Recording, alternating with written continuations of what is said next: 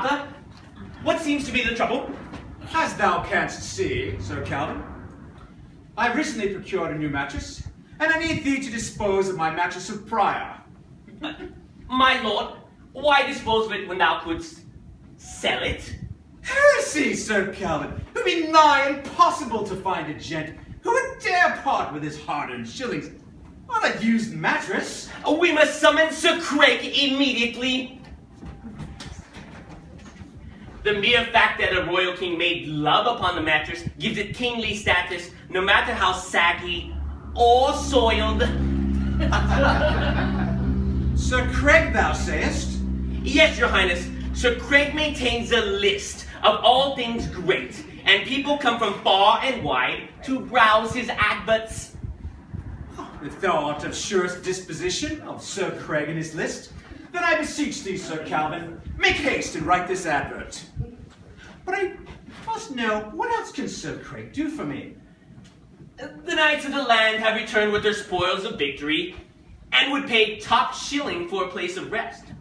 Surely there's a spare room in this castle, is there not? Thou art not mistaken, Sir Calvin. In fact, there are 36 unoccupied rooms. And the guests would be able to use the castle amenities beyond the communal outhouse? Oh, I suppose they could have access to my guillotine, but only if they promised to clean up afterwards. Alas, I have tired of it. King Arthur, dost I detect a hint of melancholy? Thou art an astute one, Sir Calvin. You see, I was in my court the other day when I spotted the fairest of lady folk. We made brief eye contact before she was whisked away. Oh, how I dream of her. This maiden thou speakest of, couldst thou describe her in more detail?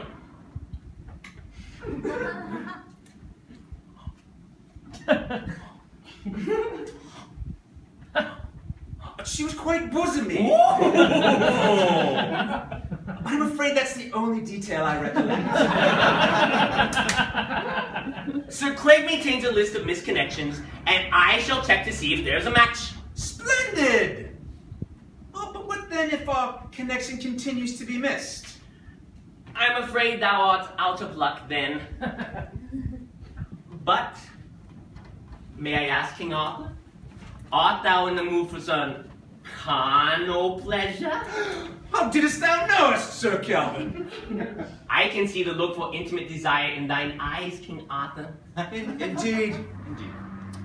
But not for a term of much length.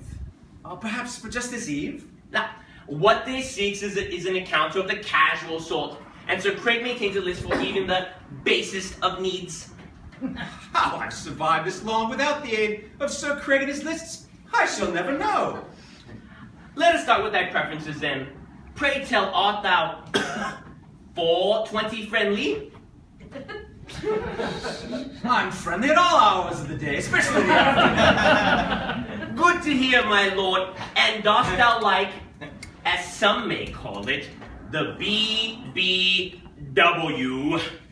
BBW? Burly, bodacious womenfolk. How couldst thou say it no? So noted. And pray tell, art thou DTF? DTF? Down to fornicate? Thou readest my mind, Sir Calvin. But I do not want to appear too forward in my desire for copious copulation. Perhaps something a tad more subtle sounding. Perhaps a companion with rewards? Perfection! Pardon if I am infringing, my lord, but art thou DDF? DDF? Drug and disease free. How dare thee, Sir Calvin? I am off the opium, and have never contracted the Black Plague. And you practice secure coitus? I have been diligent with the lambskin. Most excellent. Well, then all that is needed to complete the advert is attaching a painting of thyself. But that cannot be. You see, I must be discreet in this endeavor, lest Queen Guinevere get wind. Ah, but I overestimate the necessity of thy face in the illustration, King Arthur. I see. Call now for the most skilled artist in the land. The patrons of the list of Sir Craig are in for a royal treat. Perhaps for the first time in history, and most likely the last, the painting will be quite limited in scope. There'll be nothing more than a portrait of my phallus.